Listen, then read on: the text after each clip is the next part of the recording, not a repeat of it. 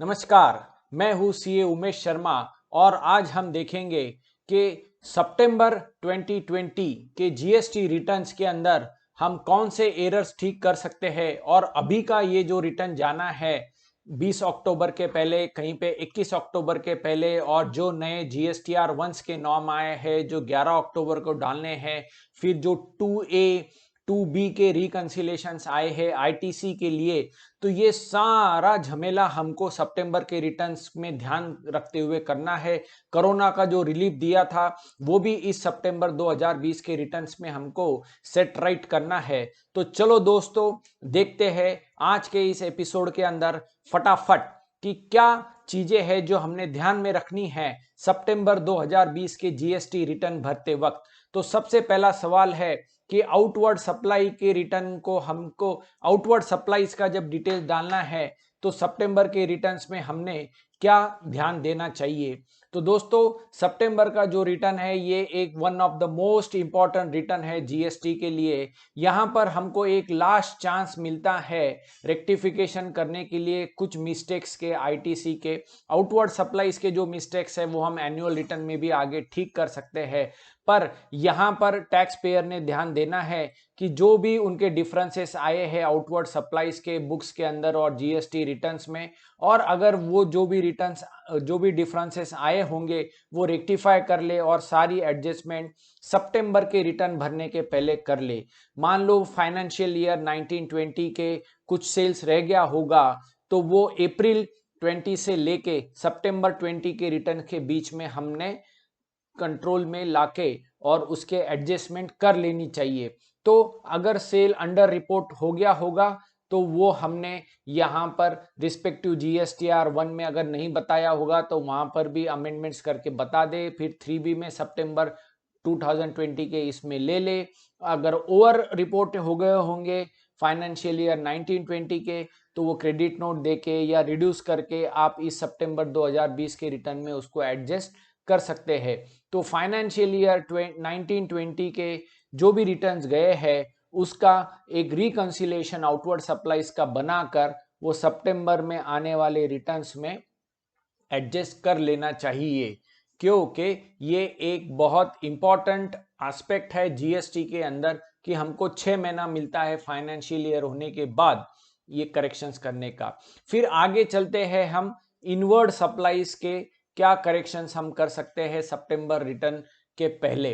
तो यहां पर सबसे इंपॉर्टेंट बात पहले ये आती है कि आईटीसी जो हमने 3B के हिसाब से लिया है और जो 2A के हिसाब से अवेलेबल है, चाहे वो फाइनेंशियल ईयर 1920 का हो या बाद में का अभी जो कोरोना में रिलीफ आया था मार्च से लेके अगस्त तक का जो 2A है उसके भी इफेक्ट हमको अभी सितंबर 2020 के रिटर्न में देने हैं।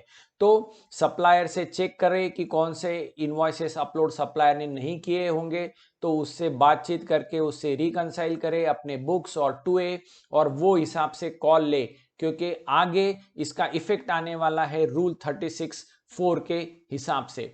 फिर दूसरी बात यह है कि जो भी टैक्स पेयर है जो टैक्सेबल और एग्जम्प्ट सप्लाईज का काम करते हैं तो प्रोपोर्शनेट आईटीसी रूल 42 और 43 के हिसाब से उनको निकालना पड़ता है कैपिटल गुड्स के ऊपर, इनपुट और इनपुट सर्विसेज के ऊपर। तो एक पूरा एनुअल बेसिस पे फाइनेंशियल ईयर 1920 का कैलकुलेशन कर ले और वो हिसाब से इसका इफेक्ट सितंबर के रिटर्न के पहले दे दे। फिर आते हैं हम रूल 36(4), ये भी एक इंपॉर्टेंट है। हाल ही के अंदर 9 अक्टूबर को एक प्रेस रिलीज भी आ गई थी, एक सर्कुलर भी आ गया था कि जो भी 2A के अंदर और 2B के हिसाब से जो आईटीसी आ रहा है और बुक्स के अंदर जो आईटीसी आ रहा है फरवरी 20 से लेके तो अगस्त 2020 का, तो ये सितंबर 2020 में क्यूमुलेटिव उसका इफेक्ट लेके हमको ये अपलोड करना है। तो मेरे हिसाब से ये सबसे मोस्ट इंपॉर्टेंट एक्टिविटी होने वाली है।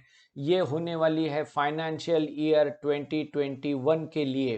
तो दो एक्टिविटी होगी, एक होगी 1920 का जो आईटीसी छूट गया है वो भी अगर लेना है तो, और बाद में 2A के हिसाब से जो 10% का डिफरेंस आता है उसकी भी एक्टिविटी हमको इस सितंबर के रिटर्न में करनी है। तो बड़ा ही इंपॉर्टेंट रिटर्न है ये सितंबर 2020 का। तो इसमें सब लोगों ने ध्यान देना है। 16(4) रूल आता है, सेक्शन 16(4) का, रूल 42(43) का, देन रूल 36(4) का, जो हमको यहाँ पर ध्यान से देख लेना है। फिर कोई सेल्स अगर अनरिपोर्ट हो गया है वो भी हमको यहाँ पर कवर अप कर लेना चाहिए। और आईटीसी के लिए स्पेशल नोट है, क्योंकि आगे एनुअल रिटर्न में हम आईटीसी नहीं ले सकते। अगर यहाँ पर मिस हो गया तो आगे बड़ी तकलीफ होगी। तो ध्यान से आईटीसी निकाले 1920 का, और आगे भी जो कोरोना के हिसाब से 2A के जो डिफरेंस आने वाला है रूल 36(4) का 10% का, तो ये दोनों चीजें ध्यान से करें। तो यहां से हमने क्या सीखा आज के इसमें से, कि there is no option to revise the GST returns. हाल ही के अंदर दिल्ली हाईकोर्ट ने भी कहा है कि रिवाइज रिटर्न अलाउ करो, पर अभी तक जीएसटीएन पे वो आया नहीं है। तो डिपार्टमेंट रेक्टिफाई करने के चांस हमको देता है, मिस्टेक्स सुधारने की मौका देता है, वो सितंबर तक की डेडलाइन देता है। फिर उसके बाद में एक बार सितंबर का रिटर्न फाइल हो गया तो रेक्टिफिकेशन करना बड़ा मुश्किल हो जाता है। आउटवर्ड सप्लाईज के रेक्टिफिकेशन हम एनुअल रिटर्न में कर सकते हैं, आईटीसी का नहीं कर पाते। तो ये एक फाइनल एडजस्टमेंट जैसा 1 सितंबर 2020 का माहौल हो जाता है। तो ये with in the time frame हमने सब ठीक कर लेना चाहिए, जिससे इंटरेस्ट भी सेव हो और आगे तकलीफ भी कम हो।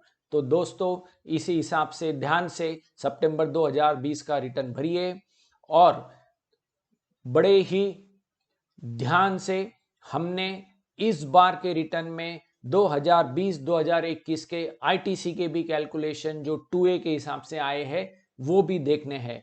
तो थैंक यू, देखते रहिए कर नीति का यूट्यूब चैनल। धन्यवाद।